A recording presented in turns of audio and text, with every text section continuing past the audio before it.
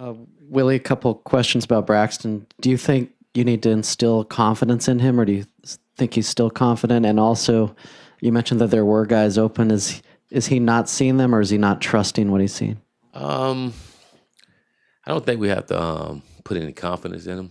I just think he's got to play better, and that confidence will come in him, and then just being sure when you go back and throw. And we got to make sure, from a practice standpoint, we put him in those situations more often than what we do, and so he can be sure about what he's doing and where he's going and where he needs to look, and just calm down and just play. You don't have to, again, win the game. You don't have to make all the plays. Just make the right play for us, and when he get a good understanding of that, I think things will be better. But we got to help him with that. Willie, after Braxton's first start, you said he did some good things and he did some bad things. Now, looking back at how he played against Stanford, did you see him take any steps forward, or was it a case where he maybe actually took a couple steps back? I thought he did a good job running the football. That's the one thing he looked really comfortable doing when he did run the ball for us, and he did some good things from that standpoint. It was just that early, just some of those mistakes that he made with the football was they all correctable, which is a good thing. And it just, again, for him, I think his process of each play on where he needs to go with the football and just being sure about those things. I think he'll continue to get better as we go. And again, but I think a big reason he's going to continue to get better, we as coaches going to help him continue to get better.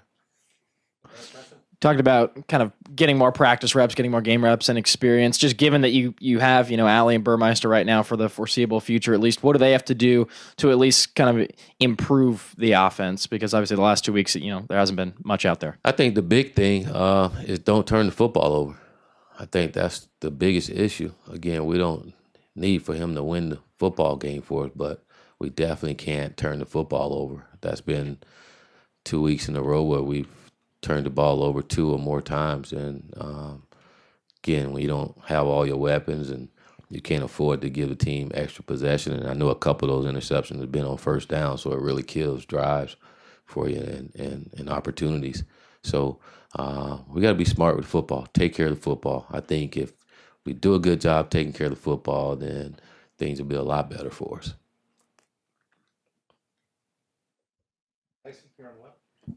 Just at this level of football, where most recruits you're getting are pretty well accomplished and everything, how hard is it to keep experienced backup quarterbacks on a roster without having them go transfer somewhere else, like maybe Travis and Terry did? That's a great question. I think you got to ask the people who transfer. As a coach, you just try to develop and try to create an environment where it's competitive. And I think that's when you create a winning football team and a winning program, when you have an environment where it's competitive all the time. So you just got to continue to try to create that environment and recruit guys that want to be competitive and want to compete and earn their jobs. You can't do anything about anyone that wants to go anywhere else and play. That's their own right, and you wish them nothing but the best. But I think as a program and what you're trying to build is a competitive environment, and that's what you want.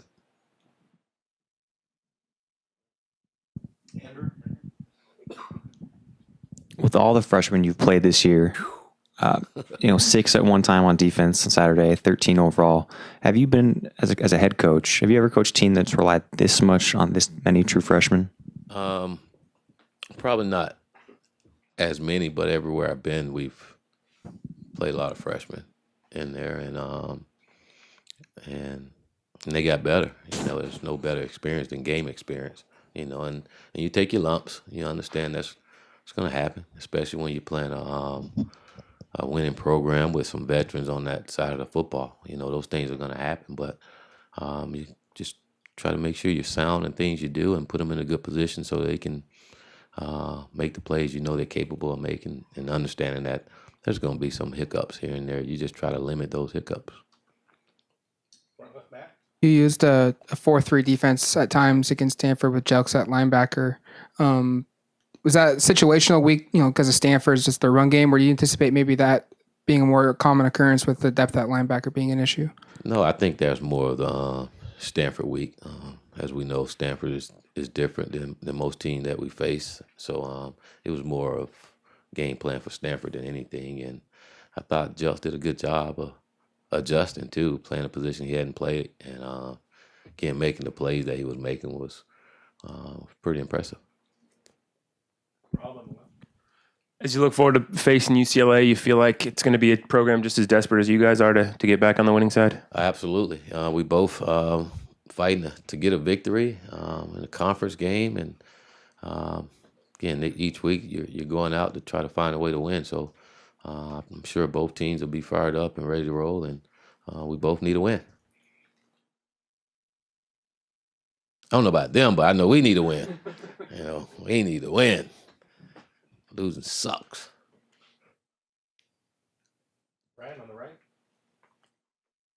You said Braxton needs to just calm down, but as a Southern California kid, do you think this will be a big opportunity for him if he plays at the Rose Bowl?